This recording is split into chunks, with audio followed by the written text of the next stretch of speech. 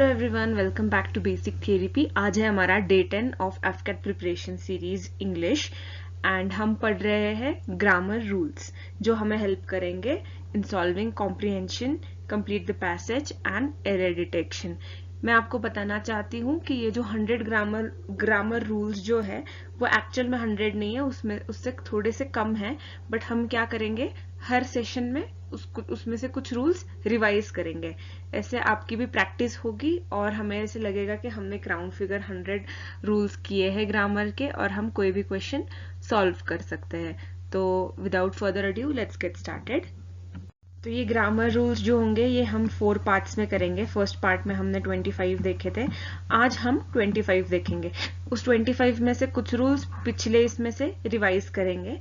So start करते हैं आज का रूल नंबर 26।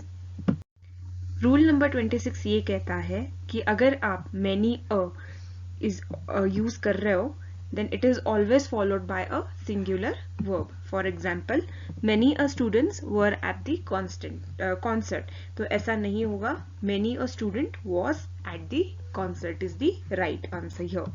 मतलब अगर आप many a का यूज कर रहे हो किसी सेंटेंस में तो उसके बाद आपको सिंगुलर वर्ब का ही यूज करना है। जैसे यहाँ पे many a के बाद were था तो यहाँ पे हमने many a के बाद was यूज किया। Rule number 27. In some cases, the comparison is subtle and must be given proper attention. For example, the climate of Pune is better than Mumbai. तो मैंने जैसे आपको एक पिछली बार एक सेंटेंस यूज किया था, she is better than any woman. तो any woman नहीं होगा, वहां पे क्या होगा, any other वुमेन। तो सिमिलरली अगर हम यहाँ पे किसी चीज का कंपैरिजन कर रहे हैं, जैसे यहाँ पे we are comparing climate, so the climate of Pune is better than Mumbai. अगर इस सेंटेंस का आप लिटरल मीनिंग देखोगे तो कैसे होगा कि क्लाइमेट ऑफ पुणे ये एक हो गया एंड मुंबई एक हो गया, पर हम यहाँ पे क्या कंपेयर कर रहे हैं, हम क्लाइमेट कंपेयर कर रहे हैं। तो हमें क्या कैसे सेंटेंस होना चाहिए, the climate of Pune is better then the climate of Mumbai, ये सही होगा। या फिर the climate of Pune is better then that of Mumbai, ये सही होगा। ये गलत होगा क्योंकि यहाँ पे कैसे हो रहा है कि द क्लाइमेट ऑफ पुणे का कंपेरिजन हो रहा है मुंबई से, मुंबई एज अ सिटी से, उसमें बाकी के फैक्टर्स भी आ रहे हैं, बट हम यहाँ पे सिर्फ एक फैक्टर के थ्रू कंपैरिजन करना चाहते हैं जो है क्लाइमेट। तो हमने दोनों बार एक तो मेंशन करना है या फिर दैट ऑफ का यूज करना है सेंटेंस में। Rule number 28. When as well as along with, together with, no less than, in addition to, not and with, अगर ये सारे हमारे क्या बोलते हैं, इसको कंजंक्शन बोलते हैं जो सेंटेंस को ज्वाइन करता है। as well as, together with, no less than, in addition to, not and with. Join two subjects, the verb will be used according to the first subject. मतलब अगर आप किसी सेंटेंस में ये यूज कर रहे हो टू ज्वाइन टू सब्जेक्ट्स मतलब दो कैरेक्टर्स को ज्वाइन करने के लिए अगर आप as well as, together with, no less than, in addition to and not with का यूज कर रहे हो, तो जो हमारा verb use होगा that will be with respect to the first verb. For example, Anna as well as her 6 friends are going. अभी देखा जाए as a whole तो यहाँ पे बहुत सारे लोग हो रहे हैं, मतलब आपको लगेगा कि प्लूरल फॉर्म यूज करना होगा, बट नहीं, यहाँ पे एक हमारा सब्जेक्ट हो गई Anna and second subject is her 6 friends. तो हमें क्या यूज करना है, फर्स्ट सब्जेक्ट के रिस्पेक्ट में जो भी हमारा वर्ब है वो यूज करना है। सो वो होगा सिंगुलर वर्ब। सो यहाँ पे आएगा Anna as well as her 6 friend is going, teacher along with the students was going. So teacher एक सब्जेक्ट हो गया and the students second subject हो गया, so teacher and student was going आएगा। Rule number 29.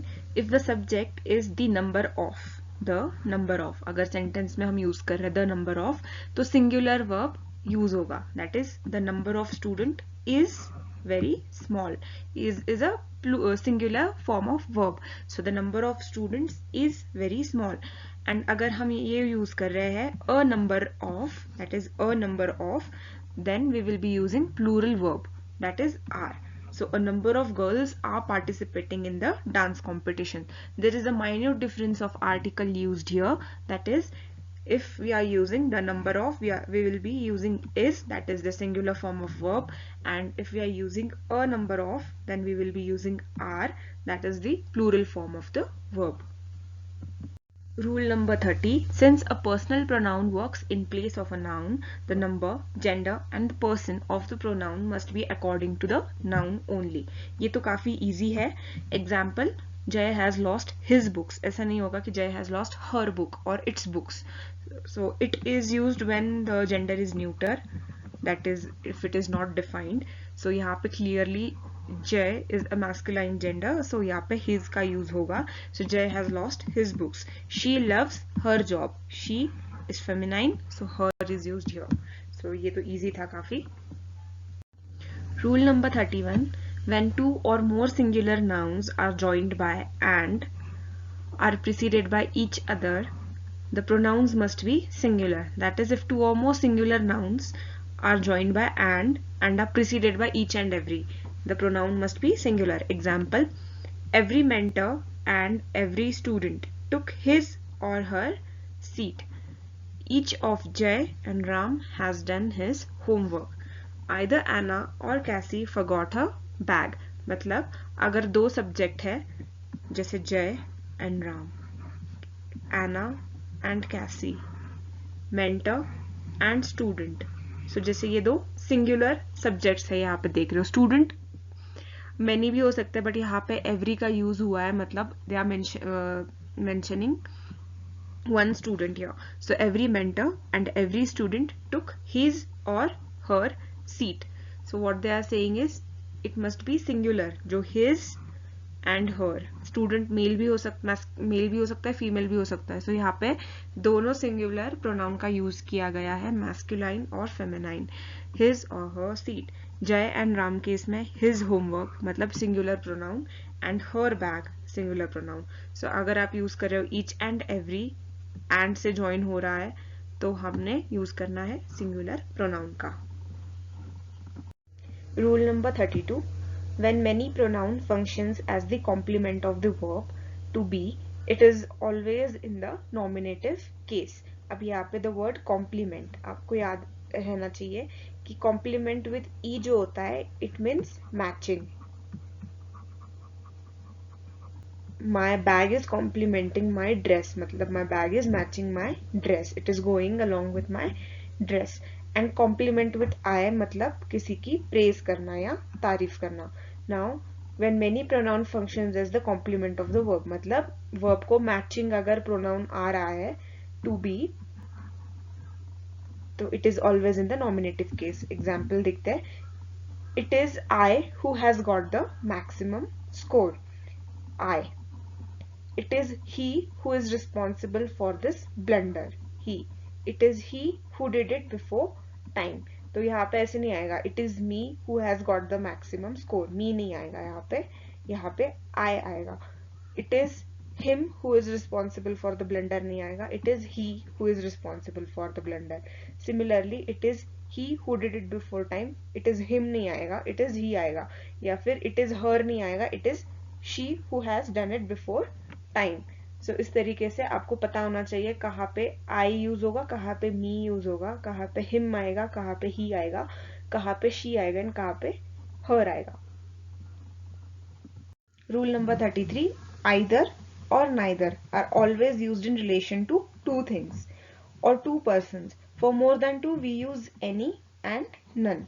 So ये हमने पहले भी देखा था कि हम अगर we are talking about two people we use each other, and if we are talking about more than two people we use any other.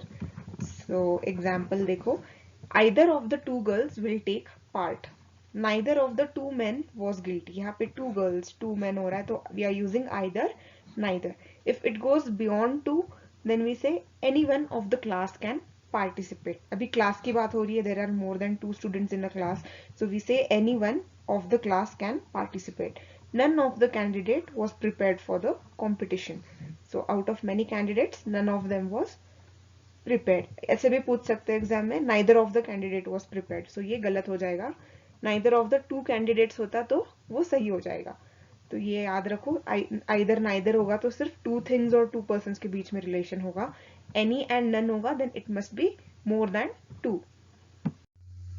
Rule number 34, when two or more singular nouns are joined by and, the pronoun for them is always in the plural form. Now confuse नहीं होना है यहाँ पे, because यहाँ पे सिर्फ and से join हो रहा है two or more singular nouns। जो हमने पहले देखा था एक केस जो थी कि अगर and से join हो रहा है but it is then preceded by each and every, तो each and every से आ रहा है इसलिए हम यूज करेंगे singular। फिर सेकेंड केस हमने क्या देखी थी कि एक सिंगुलर है सब्जेक्ट एंड से ज्वाइन हो रहा है एंड फिर आ रहा है प्लूरल सब्जेक्ट, फिर इस केस में हम क्या यूज करेंगे, सिंगुलर यूज करेंगे जो प्रोनाउन होगा हमारा। अभी ये हमारी थर्ड केस है जिसमें सिर्फ हम एंड का यूज कर रहे हैं एंड टू और मोर सिंगुलर नाउन हो सकते हैं, तो हम यहाँ पे यूज करेंगे प्लूरल फॉर्म का। So A and B have lost their books, अगर ऐसा होता आइदर ए और B has lost his book आएगा। सो इस तरीके से आपने याद रखना है, ऐसे चार्ट बना सकते हो आप एक कि एंड होगा preceded by each and every, तो वो सिंगुलर होगा एंड एक सब्जेक्ट प्लूरल होगा तो हम सिर्फ सिंगुलर का कंसिडर करेंगे। एंड होगा एंड टू और मोर सिंगुलर नाउन्स होंगे तो हम उसका प्लूरल फॉर्म यूज करेंगे। Rule number 35, when a singular noun and a plural noun are combined by or, either or, neither nor, the singular noun usually comes first in the sentence and the pronoun must be, sorry यहाँ पे spelling mistake है, must be in the plural form. Example, either the teacher or his students failed in their duty. तो यहाँ पे क्या बताया गया है, if we are using or combining plural nouns, मतलब अगर कोई प्लूरल नाउन है दो या सिंगुलर, मतलब सिंगुलर नाउन को हम अगर प्लूरल नाउन के साथ कंबाइन कर रहे हैं बाय यूजिंग और, आइदर और या नाइदर नॉर, तो जो सिंगुलर नाउन होगा वो पहले आएगा एंड फिर प्लूरल नाउन आएगा सेंटेंस में, एंड प्रोनाउन जो होगा वो प्लूरल फॉर्म का ही होगा। तो पहले क्या आएगा, आइदर टीचर, सो टीचर सिंगुलर है तो वो पहले आ गई, आइदर और का यूज हो रहा है यहाँ पे, सो आइदर द टीचर हमने लिया सिंगुलर नाउन पहले, और his students second plural noun लिया एंड हमने यूज किया है plural form their duty.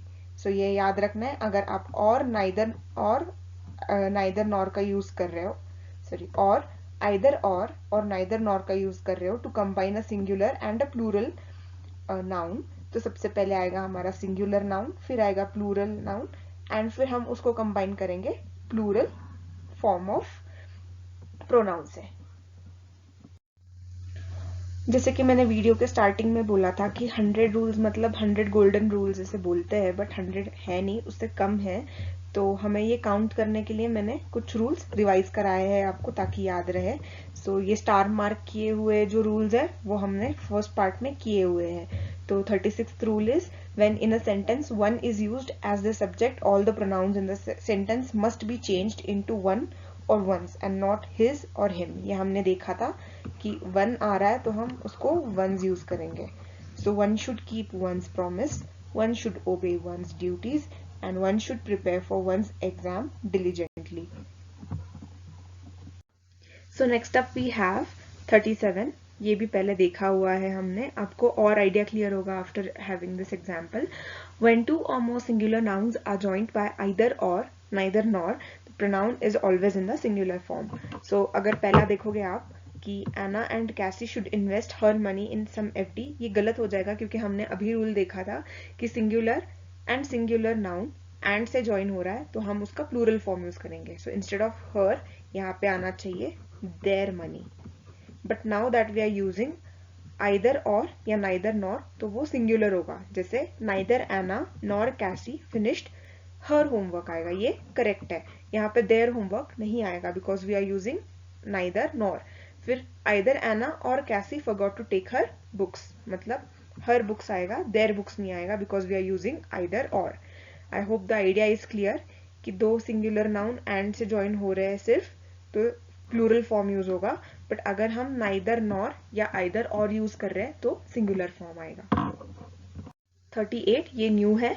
Whenever any pronoun functions as an object to a verb or a preposition, it is in the objective case. For example, it is for she to consider. ये गलत आएगा. It is for her to consider is the right. पहले हमने nominative case देखा था कि कहाँ पे me की जगह I यूज होगा, he की जगह him की जगह he यूज होगा and her की जगह she यूज होगा. अभी हम उल्टा देखेंगे which is objective case, जहाँ पे हम देखेंगे कि he की जगह him यूज होगा, she की जगह her यूज होगा. That is it is for her to consider. ask he to go नहीं आएगा, ask him to go आएगा. So ये ध्यान रखना है आपने. whenever any pronoun functions as an object to a verb or a preposition, it is in the objective case and not in the nominative case. Rule number 39. When a personal pronoun is connected by a conjunction with some other word in the objective case, it must be in the objective case. मतलब हमने देखा था पहले कि कहाँ पे I की जगह me लिखना है, कहाँ पे me की जगह I लिखना है.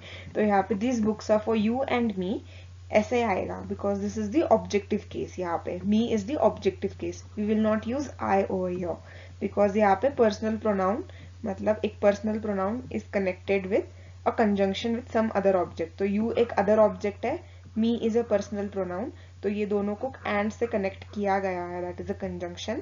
सो हम यूज करेंगे ऑब्जेक्टिव केस. सो एक बार याद देखते हैं कि ऑब्जेक्टिव केस में क्या आता है एंड नॉमिनेटिव केस में क्या आता है. तो ऑब्जेक्टिव केस में आता है me, him and her. And nominative case में आता है I, he and she. तो ये याद रखना है आपने. रूल नंबर 40 हमने पहले देख लिया है, एक बार रिवाइज करते हैं. While confessing a fault or a negative idea, the sequence of the personal pronouns should be as follows. I, you and her are responsible for the match to lose. ये आपको याद है 1, 2, 3. First person, second person and third person होना चाहिए when we are confessing a fault or a negative idea. So I is the first person, you is the second person and her is the third person here. So I, you and her are responsible for the match to lose. Similarly, revising rule 41, while expressing praise or a positive idea, the sequence of the personal pronoun should be as follows. एक बार याद करते हैं बिना देखे क्या था वो. पहले आएगा सेकेंड पर्सन, फिर आएगा थर्ड पर्सन एंड फिर आएगा first person. Second person is you, third person is her and first person is I. So you, her and I will get the first prize for the hard work we have put in this match. So अगर negative sentence होगा कुछ तो सबसे पहले खुद पे blame लेना है, फिर सेकेंड पर्सन पे ब्लेम देना है एंड फिर थर्ड पर्सन पे. पर अगर वही प्रेज ले रहे हो या पॉजिटिव होगा कुछ तो सबसे पहले आपने सेकेंड पर्सन को प्रेज देना है, फिर थर्ड को देना है एंड फिर खुद को देना है. सो ये सीक्वेंस याद रखना है, 1, 2, 3 for negative and 2, 3, 1 for positive. Rule number 42. When two singular nouns joined by and denote the same person or a thing, the pronoun used for them must be singular in number. The article the is placed before the first noun. मतलब अगर the से वो start हो रहा है noun and वो noun होगा जिसमें दो singular noun है जो एक ही person को define कर रहे हो. जैसे यहाँ पे the accounts officer and treasurers. ये एक post है किसी आदमी की, the accounts officer and treasurers. So should be careful in his job because ये एक ही बंदा है या एक ही ऑब्जेक्ट होगा वो, भले उसको हमने दो नाउन से ज्वाइन किया हो बट ये एक ही बंदे को या एक ही इसको डिफाइन कर रहा है, चीज को डिफाइन कर रहा है, इसलिए हम यहाँ पे सिंगुलर यूज करेंगे.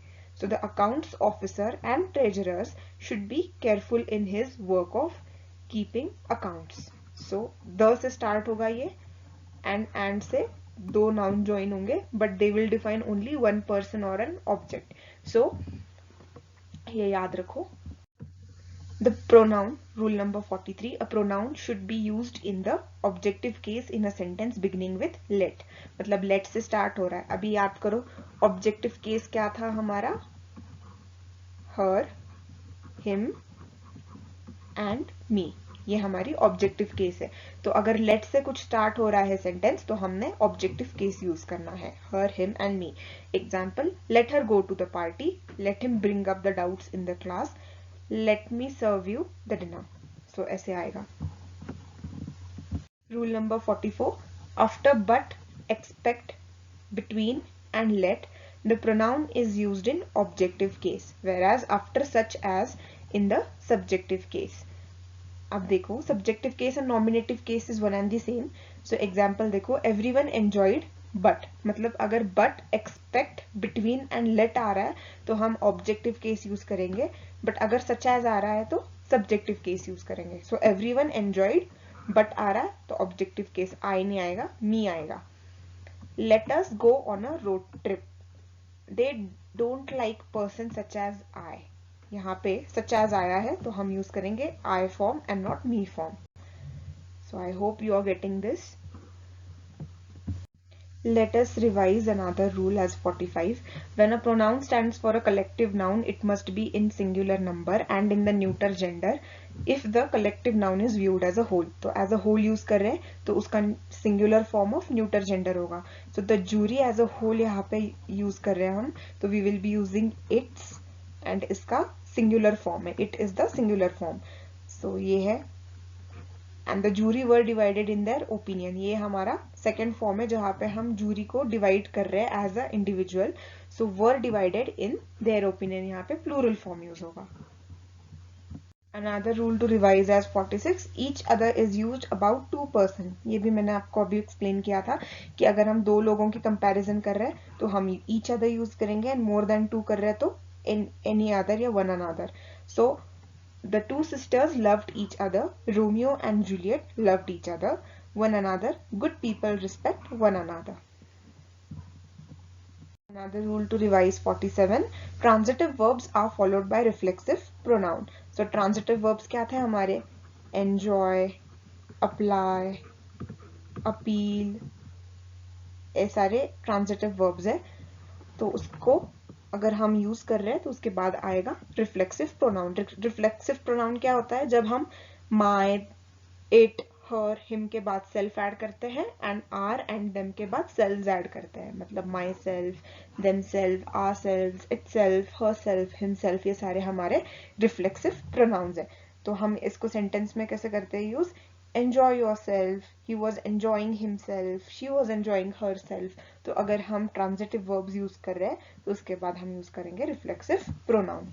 Next we have 48. Use of some and any. अगर some use कर रहे हैं तो वो quantity describe करता है and any use कर रहे हैं तो हम negative sentence use करते हैं. इसके लिए हमने example देखा था I bought some mangoes. Do you have? She did not have any mangoes left. So did not add हुआ मतलब negative sentence हुआ तो हम any use करेंगे and some नहीं use करेंगे. Next we have is 49 जहाँ पे हम रिवाइज करेंगे कि हम who, whom और whose का use कैसे करते हैं. Who का use होता है as a nominative case, whom का use होता है as a objective case and whose का use होता है as a possessive case. जैसे who is on the call तो आंसर आपका आएगा nominative case में. जैसे I am on the call, he is on the call, she is on the call. Whom do you wish to talk? I wish to talk to her, I wish to talk to him. तो जो answer आएगा वो objective case में आएगा. Next we have is whose number is this, वो positive case होगा. So I hope this is clear to you. So rule number 50, use of which. So we make use of the word which to describe infants, animals and objects. Describe नहीं बोल सकते but address बोल सकते हैं.